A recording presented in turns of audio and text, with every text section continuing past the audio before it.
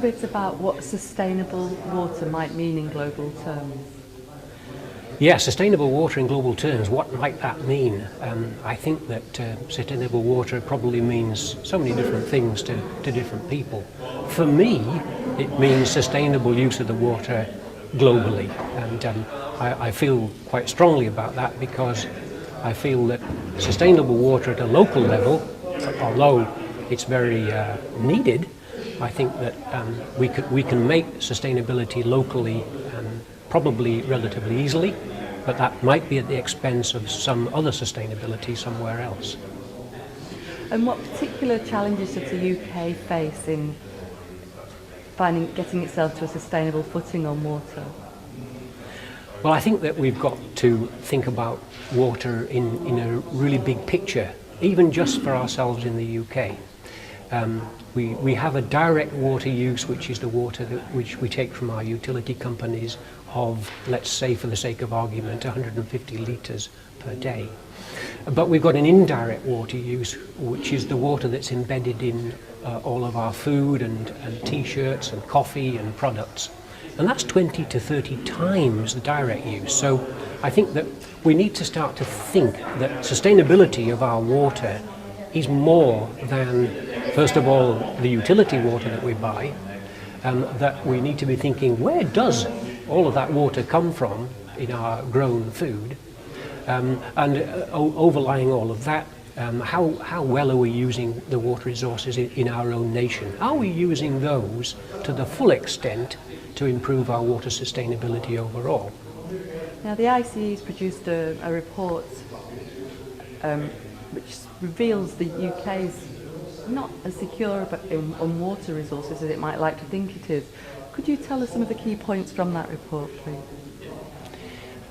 Earlier this year, the ICE issued a report called State of Nation Water, and that report was put together by inviting evidence from a whole range of water stakeholders across the UK, conducting interviews with them, but also it was pulled together by doing a literature research right across all kinds of water reports and literature.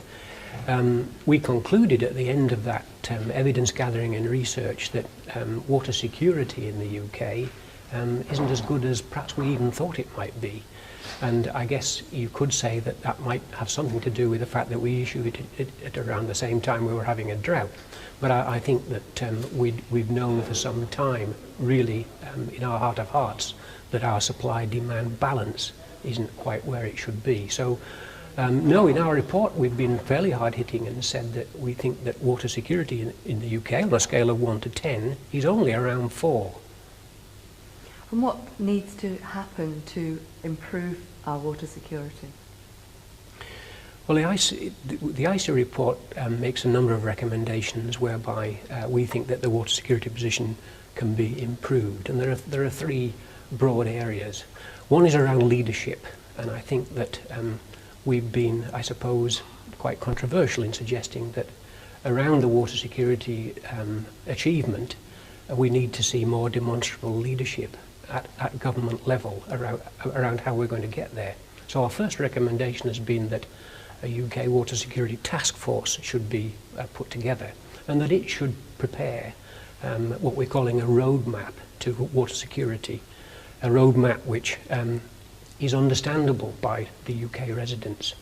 The second area is around demand management, where we are suggesting that UK society as a whole needs to think about the value of water rather more than it does. We think that UK society is relatively wasteful compared to other developed nations. And central to this theme of increasing the value of water, we're proposing that the UK should move to near universal metering, accompanied by a tariff regime which charges us progressively more should we choose to use more. The third area where we're suggesting is that we need to have more development of the water resources which we've actually got at our disposal. Still, we have a lot of flow which enters the oceans during the winter, and a lot of flow that runs away during heavy rainfall. So we're suggesting that more of that needs to be held, to be stored, so that we're making more use of what we have. And what's the use of an event like Sustainable Water 2012 to the industry? I think an event like Sustainable Water 2012 is good because it's got a challenging title, Sustainable Water, and so I think that it isn't one of the normal titles that we see. So I think an event like this is definitely the right direction of travel.